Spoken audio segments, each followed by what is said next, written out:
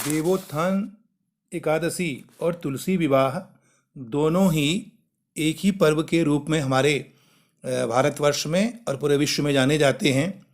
देवोत्थापनी एकादशी अर्थात कार्तिक शुक्ल एकादशी दोनों बहुत महत्वपूर्ण त्यौहार हैं, दोनों एक ही हैं। पहले मैं आपको देवोत्थापन एकादशी के बारे में संक्षिप्त रूप से बताऊंगा, उसके बाद तुलसी विवाह के बारे में भी हम संक्षिप्त चर्चा करेंगे। कहा जाता है कि भगवान तो क्षण भर में भी सोते नहीं हैं, फिर भी भक्तों की भावना यथा देह तथा देव के अनुसार भगवान 4 मास शयन करते हैं। भगवान विष्णु के क्षीर शयन के विषय में यह कथा प्रसिद्ध है कि भगवान ने भाद्रपद मास की शुक्ल एकादशी को महापराक्रमी शंखासुर नाम के राक्षस को मारा था और उसके थकावट दूर करने के लिए क्षीर सागर में जाकर सो गए थे। वे 4 मास तक सोते रहे और कार्तिक शुक्ल एकादशी को जगे। इसी दिन से इस एकादशी का नाम देवोत्थापनी अर्थात देवोत्थान या प्रबोधिनी एकादशी पड़ गया। इस दिन व्रत के रूप में उपवास करने का भी विशेष महत्व है। यदि उपवास न कर सकें तो एक समय फलाहार करना चाहिए और संयम नियम पूर्वक रहना चाहिए। एकादशी को भगवान नाम जप कीर्तन की विशेष महिमा है। कार्तिक शुक्ल एकादशी को भगवत प्राप्ति के लिए पूजा पाठ व्रत उपवास आदि किया जाता है। इस तिथि को रात्रि जागरण का विशेष महत्व है। रात्रि में भगवत संबंधी कीर्तन वाद्य नृत्य और पुराणों का पाठ करना चाहिए। धूप दीप नैवेद्य पुष्प गंध चंदन फल और अर्घ आदि से भगवान की पूजा करके घंटा शंख मृदंग आदि वाद्यों की मांगलिक ध्वनि निम्नलिखित मंत्रों से भगवान को जागृत करना चाहिए। उत्तिष्ठ गोविंदम तज्जम निद्राम जगतपते त्वय सुप्ते जगन्नाथम जगत्तम सुप्त भवेदितम उत्तिष्ठोतितम बाराहम दंष्टो दश वसुंधरे हिरण्याक्ष प्राणघातिन्यम त्रैलोक्यम मंगलम कुरु।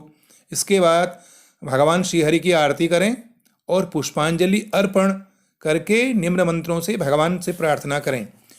इयं तुम द्वादशी देवं प्रबोधाय विनिर्मिता त्वयं सर्वलोकानां हितार्थशेषशायिनाम् इदं व्रतं मया देवं कृतं प्रीत्यै तव प्रभौ न्यून्यं संपूर्णतां यातु तत्प्रसादं जनार्दनौ। इसके पश्चात प्रहलाद नारद परशुराम पुंडरीक व्यास अम्बरीश शुक्र शौनक आदि भीष्मादि भक्तों का स्मरण करके भगवान के चरणामृत और प्रसाद का वितरण करना चाहिए, स्वयं भी लेना चाहिए। और इसी संदर्भ में तुलसी विवाह भी देवोत्थापनी एकादशी के दिन ही किया जाता है और कहा भी गया है कि शुक्ल एकादशी के दिन ही लोग तुलसी विवाह का भी आयोजन करते हैं। तुलसी वैष्णवों के लिए परमाराध्य पौधा है।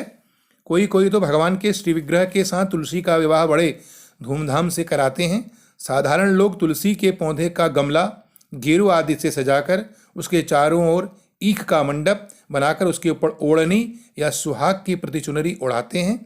गमले में साड़ी के लपेटकर तुलसी को चूड़ी पहनाकर उनका श्रृंगार आदि करते हैं। गणपति आदि देवताओं का तथा श्री शालिग्राम जी का विधिवत पूजन करके श्री तुलसी जी की षोडोपचार पूजा तुलसैये नमः नाम मंत्र से करते हैं और इसके पश्चात एक नारियल दक्षिणा के साथ टीका के रूप में रखते हैं तथा भगवान शालिग्राम की मूर्ति का सिंहासन हाथ में लेकर तुलसी जी की 7 परिक्रमा कराएं और आरती के पश्चात विवाहोत्सव पूर्ण करें। विवाह के समान ही अन्य कार्य होते हैं तथा विवाह के मंगल गीत भी गाए जाते हैं। राजस्थान में इस तुलसी विवाह को बटुआ फिराना भी कहते हैं।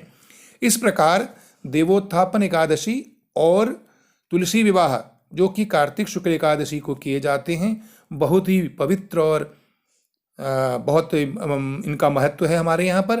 तो आप सभी को तुलसी विवाह की बहुत बहुत शुभकामनाएं और भगवान श्री हरि से आपके सुखद संपन्न समृद्ध जीवन की कामना करते हैं। और बहुत बहुत धन्यवाद आपका, जिस प्रकार आप इस चैनल को अपना आशीर्वाद प्रदान कर रहे हैं।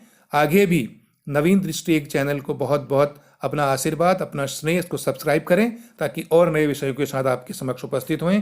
बहुत बहुत धन्यवाद। नमस्कार।